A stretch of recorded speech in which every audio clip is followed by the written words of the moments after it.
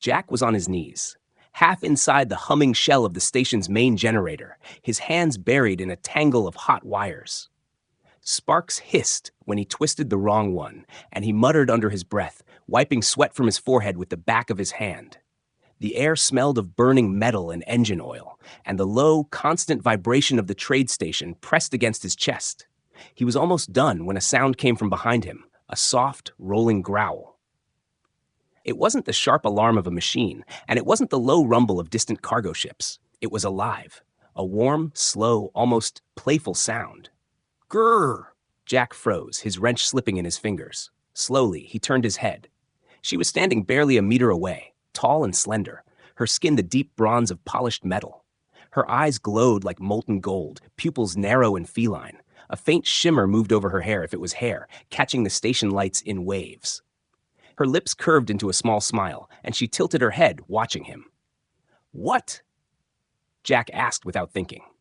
She stepped closer, her movements silent, like a predator in the dark. Her tail, long, furred, and lazily swaying, moved behind her. Her voice came again, soft but deep enough to feel in the bones. A grrr, she purred, stretching the word until it seemed to slide into his ears. Jack blinked, trying to understand. It wasn't English. It wasn't any trade language he knew. The sound was more like a feeling than a word. Before he could ask her what it meant, a group of aliens at the far end of the bay glanced in their direction. Jack noticed the change instantly. The relaxed chatter among them stopped. A tall, scaled merchant grabbed the arm of his companion and whispered sharply. Another alien, with insect-like mandibles, stared openly before stepping back into the shadows. One by one, they all turned away. Jack's stomach tightened. He had worked on this station for almost a month, and no one had ever looked at him like that before, like he was carrying something dangerous. The girl's eyes didn't leave his. Her tail flicked once, sharply, like punctuation.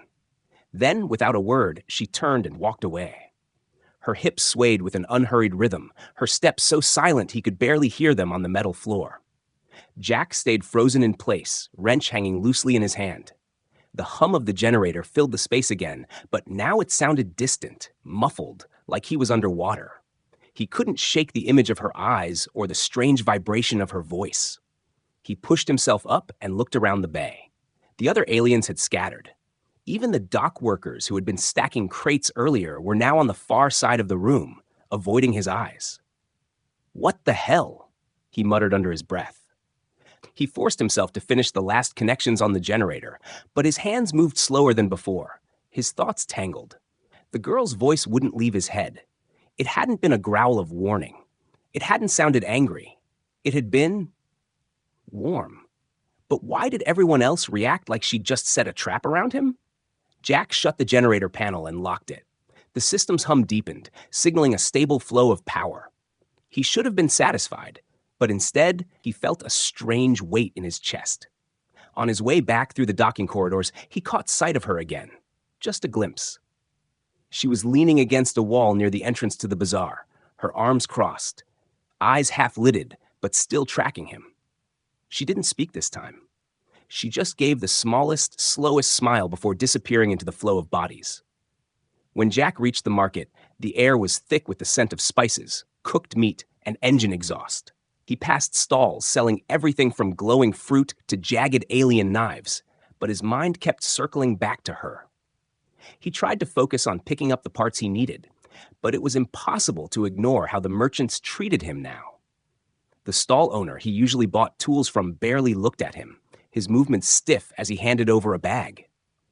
A group of traders, chatting over mugs of steaming drink, fell silent when he passed. Conversation stopped just long enough for him to notice before they started again. It wasn't just in his head. Something had changed. He thought about asking someone directly, but each time he opened his mouth, the words died. This wasn't normal suspicion toward an outsider. He had seen that before. This was sharper. Like he had stepped into the middle of something he didn't understand, and everyone else knew the rules except him. On the walk back to his small room above the mechanic's shop, the shadows in the corridor felt heavier. Every turn made him wonder if she was there, watching him again. He told himself it was ridiculous. There were hundreds of people on this station. He wasn't that important. And yet, the sound of her purr still echoed in his skull, low and steady. He lay on his bunk later, staring at the ceiling. The station lights dimmed for night cycle, and the usual hum of nearby engines became a dull background noise. He tried to replay the moment in his head to figure out if he'd misheard her. Maybe it was just a greeting in her language. Maybe it meant nothing. But then he remembered the way her eyes had locked on his, the way her voice seemed to sink into his bones, and the way everyone else had reacted, like they'd just witnessed a challenge or a threat. He turned over, pulling the thin blanket up around his shoulders, but sleep didn't come quickly. Somewhere in the quiet, he thought he heard it again. Not close, not loud, but enough to send a shiver down his spine. Grrr! His eyes snapped open. Jack woke up earlier than usual, his head still full of questions from the night before. The sound she made, that strange grrr, was stuck in his mind like a song he couldn't forget. He pulled on his work shirt, grabbed his tool belt, and decided that today he was going to find out exactly what it meant. The corridors of the trade station were already busy. Workers hurried past with crates, and merchants opened their stalls, filling the air with the smells of alien spices and fried food. Jack tried to look normal, but he noticed the way people glanced at him, then quickly looked away. Some even stepped aside to let him pass, as if he was carrying something dangerous. He stopped at a repair supply shop where he usually bought his welding gas. The shop owner, a short alien with smooth green skin, wouldn't meet his eyes. Jack leaned on the counter and tried to sound casual. Hey, yesterday, in the generator bay, what does it mean when someone says grr to you? The alien froze for a second, then shoved the gas tank toward him without answering. Jack pressed. Come on, it's just a word, right? Or a sound? It's nothing bad, is it? The shop owner's eyes darted around, checking if anyone was listening. Then he leaned closer and whispered, if you don't know, you're better off not knowing, before quickly turning away to serve another customer. Jack walked out, more confused than before. If it wasn't bad, why was everyone so scared to talk about it? As he crossed the bazaar, he spotted her again. She was standing at a fruit stall, holding something that looked like a glowing red pear. She noticed him instantly, her golden eyes locking on him. Slowly, she bit into the fruit, never looking away. The juice ran down her fingers, and she licked it off in one smooth motion before smiling, just slightly. Jack hesitated, then took a step toward her, but she turned and walked into the crowd before he could say a word. He felt someone grab his arm. It was Rafe, a human pilot he'd known for years. What are you doing here, man? I've been looking for you. Rafe pulled him toward a quieter corner near the docking bay. What's going on? Jack asked.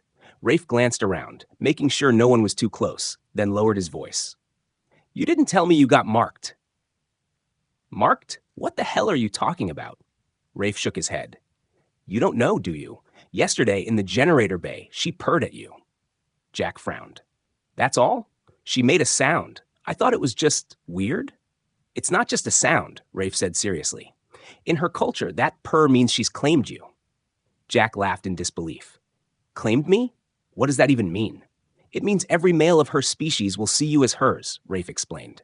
It's a public declaration. She's basically told the whole station that you're off limits, unless someone wants to challenge her claim. Jack's eyes widened. Challenge? As in fight? Exactly, Rafe said. And trust me, rejecting her isn't easy. In her people's eyes, turning her down is like insulting her in front of the entire clan. They take that kind of thing personally. Jack ran a hand over his face. Great, so now I'm apparently someone's property, just because she made a sound? Rafe gave him a look. Don't joke about it. I've seen what happens when someone ignores a claim. It doesn't end well. Jack didn't like the sound of that. Well, I'm not just going to play along. I don't even know her, Rafe sighed. Then you'd better talk to her directly, but do it carefully. Their people are proud and they respect strength. If you go in looking weak, she'll never let go of the claim. Jack decided Rafe was right. The only way to get answers was to go straight to the source. He spent the rest of the day scanning the marketplace, the food courts, and the docking corridors for any sign of her. Hours passed before he finally spotted her again. She was sitting at an outdoor table in the station's main plaza, her long tail curled around the chair leg. A few armored males from her species sat nearby, clearly keeping watch. Jack approached, but the second he stepped within a few meters, one of the males stood up, blocking his path. The alien was huge, with scales that shimmered like polished stone and eyes that burned with open hostility. "I just want to talk to her," Jack said firmly. The alien didn't move, but then she lifted a hand and made a small gesture. The guard stepped aside reluctantly. Jack moved closer until he was standing in front of her. She leaned back in her chair, studying him with an expression that was hard to read. "Human?" she said slowly, her voice carrying that same low vibration as before. Jack kept his voice steady. "What does it mean? That sound you made yesterday?" Her golden eyes narrowed slightly, and then she purred again, louder this time, the sound rolling through the air like a challenge. The males around her reacted instantly. One hissed, another's hand went to the weapon on his belt. Jack glanced around, suddenly aware that every eye in the plaza was on them. He had the uneasy feeling that something important had just happened again, and he didn't even know what it was. The alien girl smiled faintly, tilting her head. "You still don't understand," she said. Then she stood up, brushing past him as if the conversation was over. One of the males stepped forward, his voice like gravel. "You will prove worthy, or you will not live to keep the claim." Jack's heart pounded as they all turned and walked away, leaving him standing alone in the middle of the plaza. The meaning of "grr" was no longer just a curiosity. It was a problem, and it was about to get dangerous. Jack couldn't get the words out of his head. "Prove worthy, or you will not live to keep the claim." It played over and over as he walked back to his small workshop. The idea that his life could be in danger over a sound still felt insane, but the seriousness in the alien's eyes had been impossible to ignore. The next day, he spotted her again in the station's marketplace. She stood in the middle of a busy trading aisle, surrounded by several males from her species. They were taller and broader than her, with armor that looked grown from their own bodies and long, sharp crests along their skulls.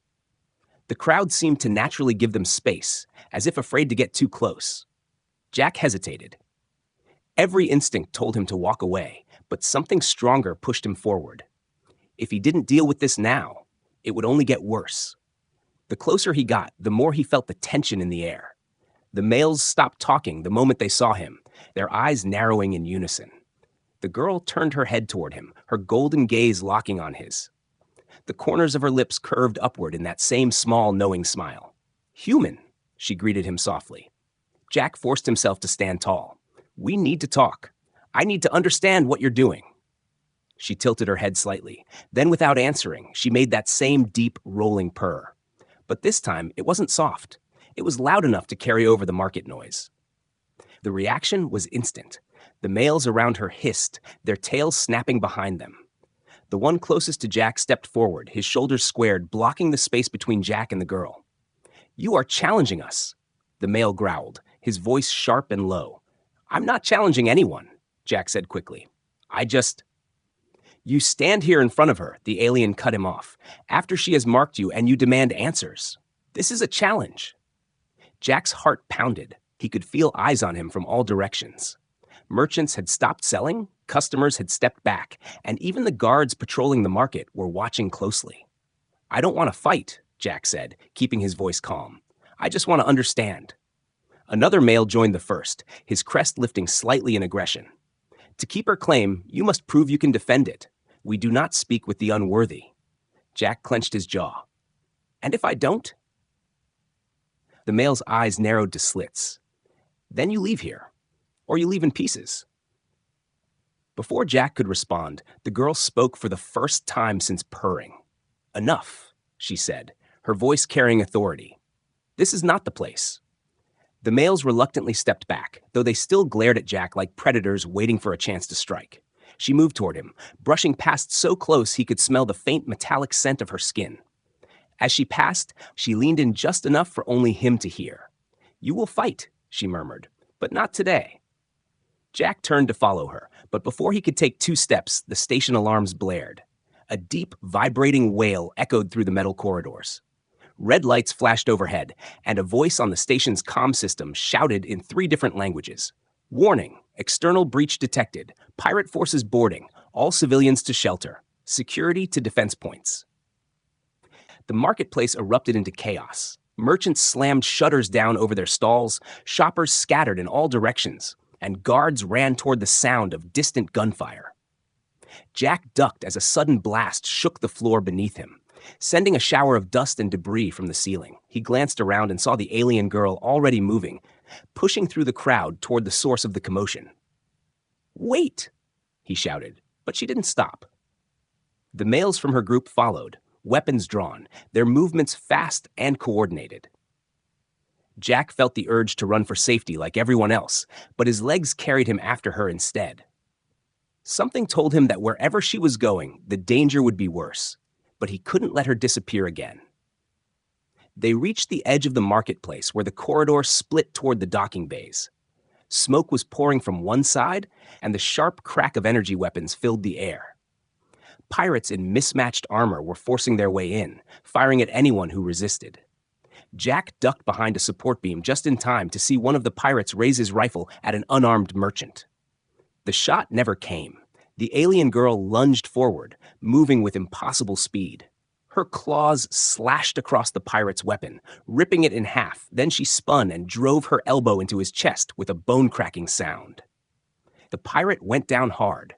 Jack's breath caught. She wasn't just dangerous. She was trained, efficient, and fearless. Another pirate spotted Jack hiding and aimed his weapon. Jack's heart leapt into his throat, but before he could move, the girl was there again. She slammed into the pirate, knocking him to the ground, then planted herself between Jack and the attackers. She turned her head toward him briefly, her golden eyes locking on his, and there it was again. That purr. Low, deep, and strangely steady, even in the middle of chaos. For the first time, Jack didn't feel confused when he heard it. There was something in the sound, something protective. But there was no time to think. More pirates were pushing forward, and the station's security forces were trying to hold the line. The girl shouted something in her language to the males with her, and they spread out, cutting off the pirates' advance.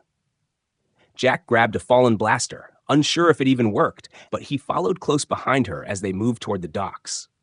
He didn't know if this fight was part of her claim or if it was just survival. But one thing was clear.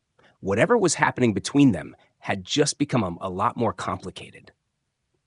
The station's lights flickered as smoke still drifted through the corridors from the pirate attack. Jack sat on the floor near the docking bay, catching his breath. His hands trembled from the fight, and the blaster he'd used still felt heavy in his grip. Across from him, the alien girl stood tall, her tail swaying slowly as she gave orders to the males from her clan. Even though she had a cut along her cheek and her armor was scorched, she looked calm, like danger was normal for her. When she finally walked over to him, Jack expected a thank you, or maybe another one of those unreadable smiles. Instead, she said, "You fight well for someone untrained."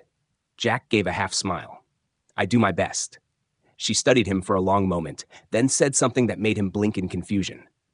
"You will come with me." "Come with you where?" Jack asked. "On the rescue," she replied, as if it was obvious. "The pirates took younglings. We are going to get them back." Jack almost laughed. "We? No, I've already been shot at more than enough today." Her eyes narrowed, and her voice dropped lower. "If you are mine, you fight beside me." Jack opened his mouth to argue, but then her last words sank in. "If you are mine." He wanted to tell her again that he didn't belong to her, but there was something about the way she said it. Calm, certain, like the matter was already settled. And he couldn't ignore the fact that she was talking about saving kids. He sighed. "Fine, but only because of the kids." She gave a short nod, then motioned for him to follow.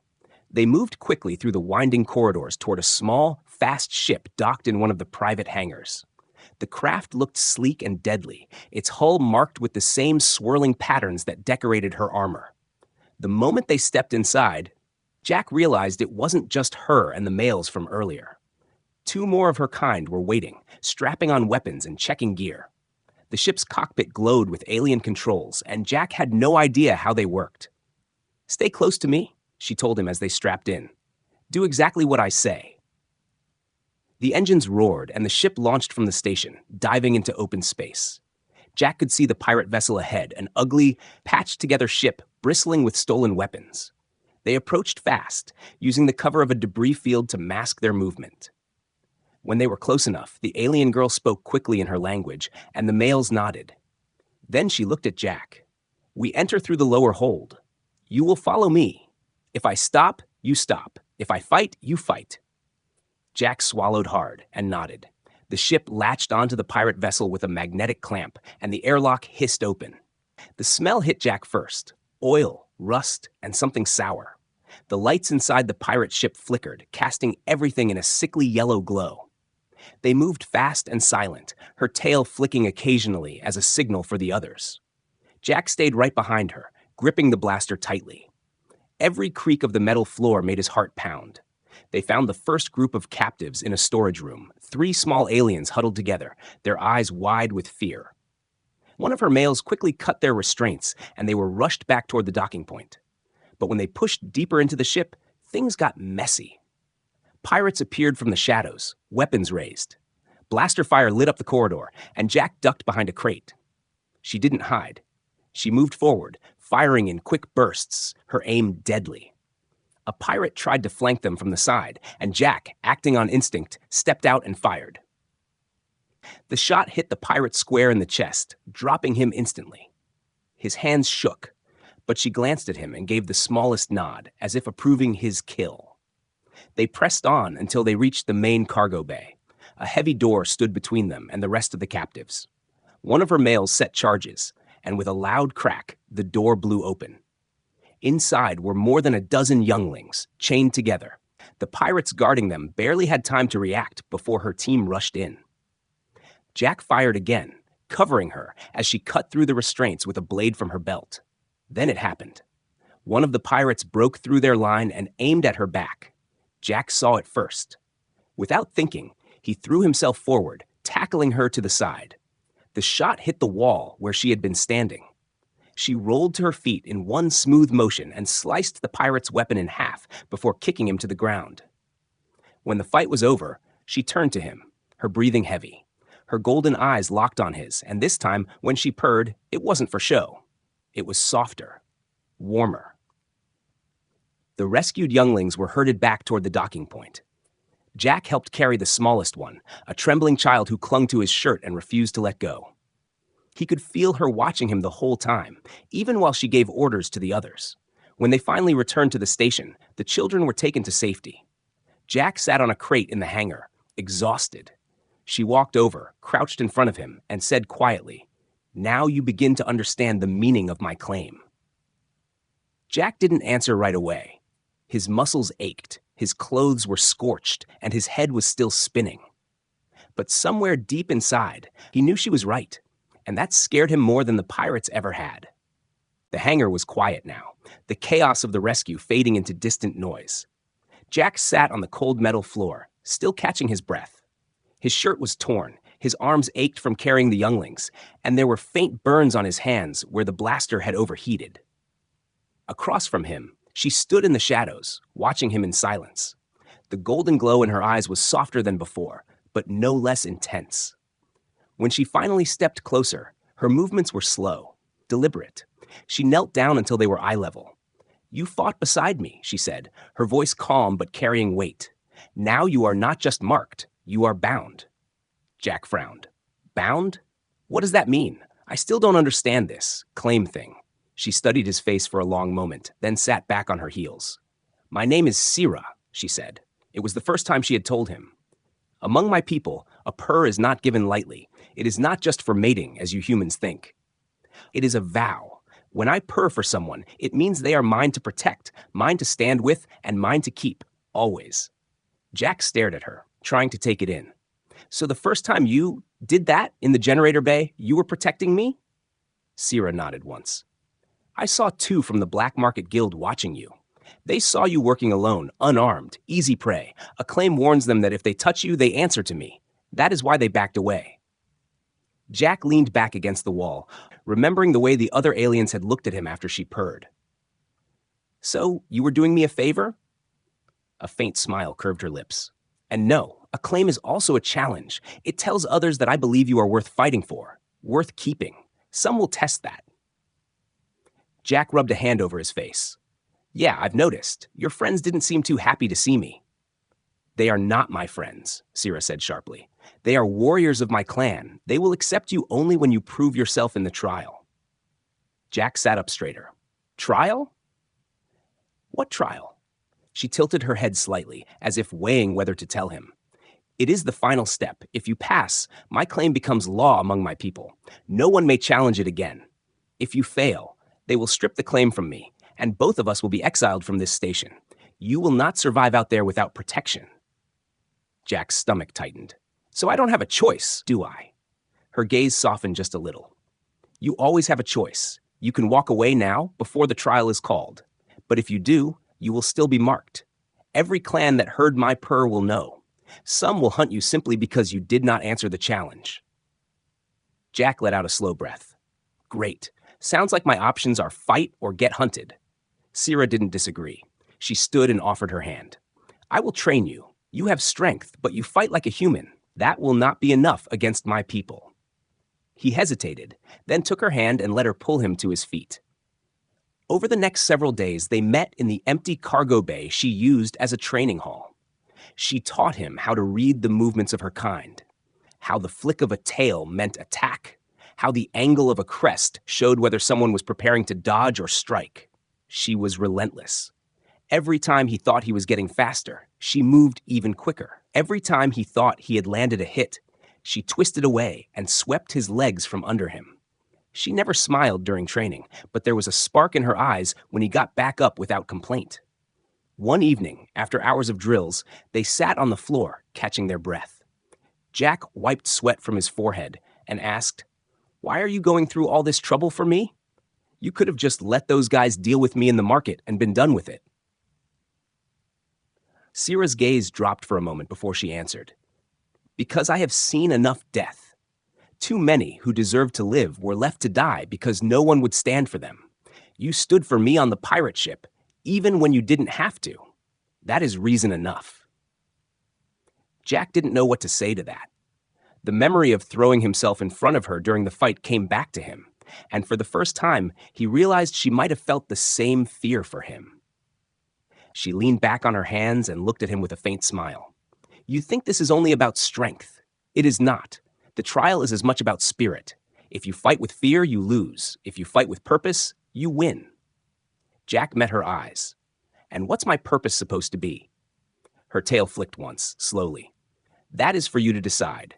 But know this, when the trial begins, you will not be fighting just for yourself. You will be fighting for me too. If you fall, they will strip my honor and my right to protect who I choose. The weight of her words settled heavy in his chest. It wasn't just his survival on the line. It was hers too. That night, as he lay in his bunk, Jack stared at the ceiling and thought about everything she'd told him.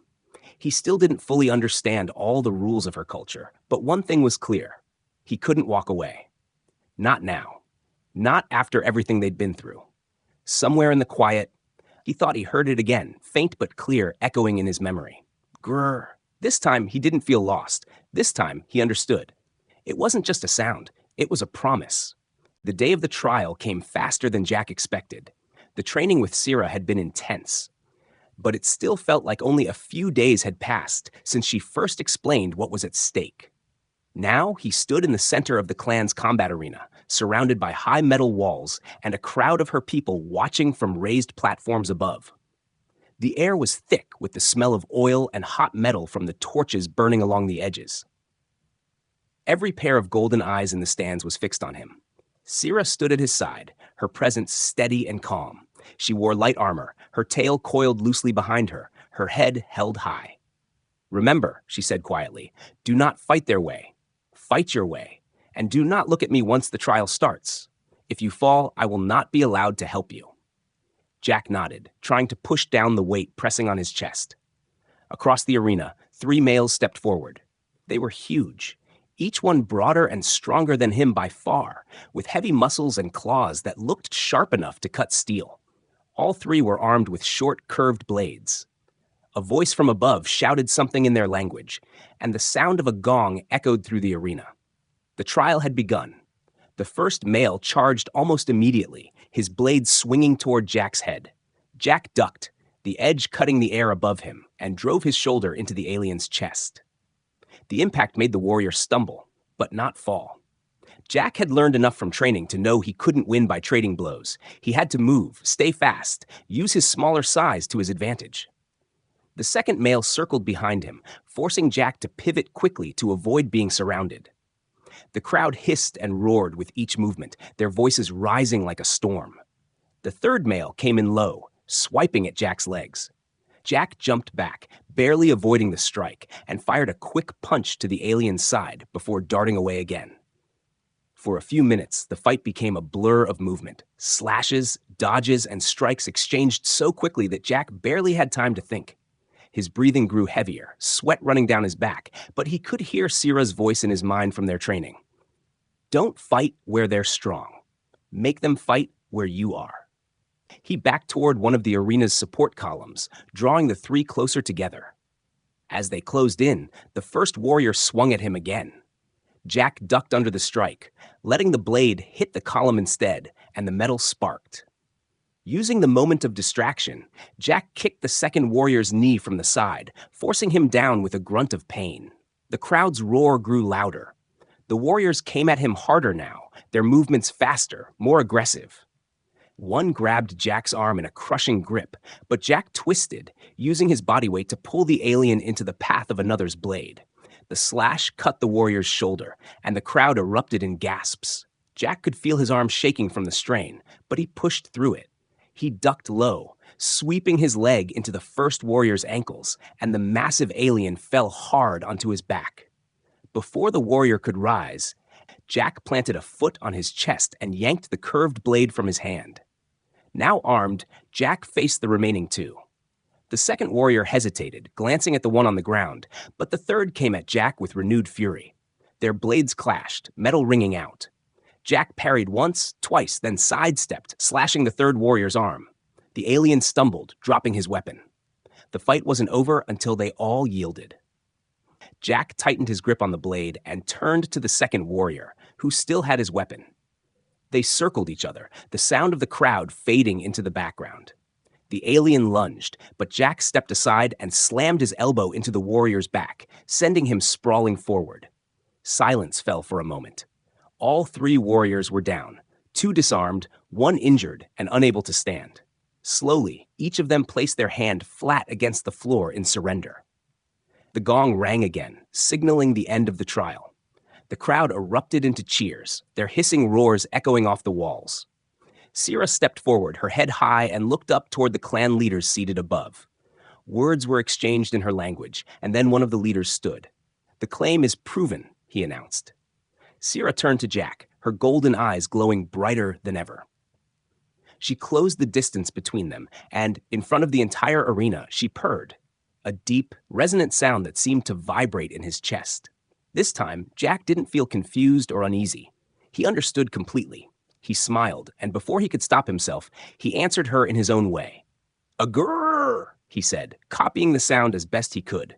It wasn't perfect, but it made the crowd roar even louder. Sierra's lips curved into a rare, genuine smile.